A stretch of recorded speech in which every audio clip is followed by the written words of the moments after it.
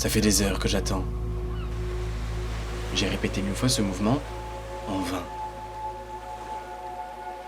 Assis sur un rocher, je prends le temps d'observer. Je n'ai pas la sensation de m'ennuyer. Devant moi, de l'eau à perte de vue. J'attends patiemment le moindre mouvement de ligne inhabituel.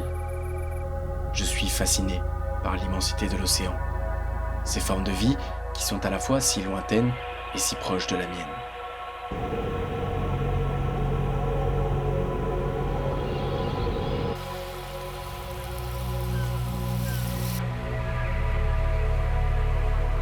Des réveils nocturnes, des couchers tardifs, un soleil qui brûle, des matins brumeux. Descendre des falaises abruptes pour vivre ce frisson qu'aucun autre ne comprend.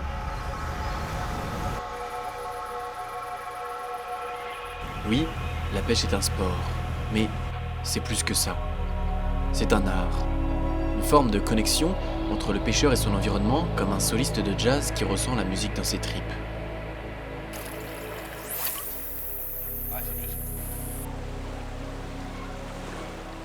L'océan vous dicte ses règles.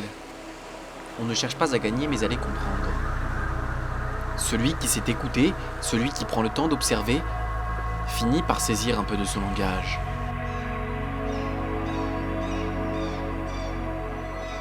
Ramasser des vers dans le port à marée basse, apprendre à lire les vagues, les courants, la lune, le vent, comprendre les écosystèmes, les espèces, leurs mouvements. La liste est encore longue, mais j'espère qu'elle vous éclairera sur la complexité de cet art qui fait vibrer de nombreux êtres humains à travers le monde.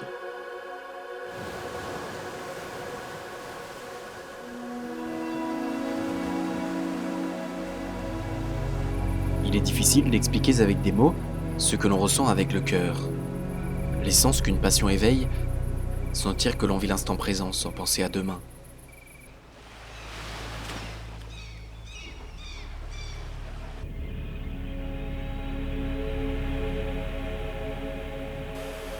Et parfois, au détour d'une marée, c'est une rencontre qui naît.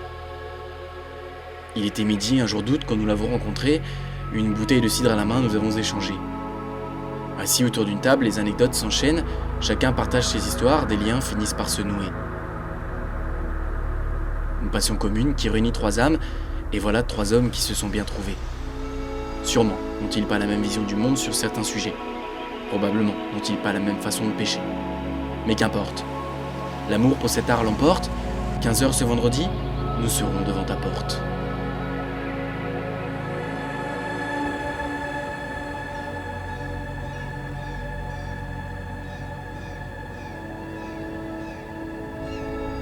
Une simple passion pour certains, elle est parfois synonyme de survie pour d'autres. Depuis toujours, la pêche nourrit les peuples. Mais l'océan change. Le plastique flotte, les poissons se raréfient, des écosystèmes entiers détruits au service du toujours plus de profit. Ce sont plus de 100 000 poissons morts.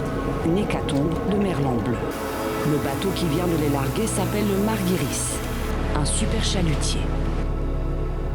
Assis sur mon rocher, je crois qu'il est temps de clôturer.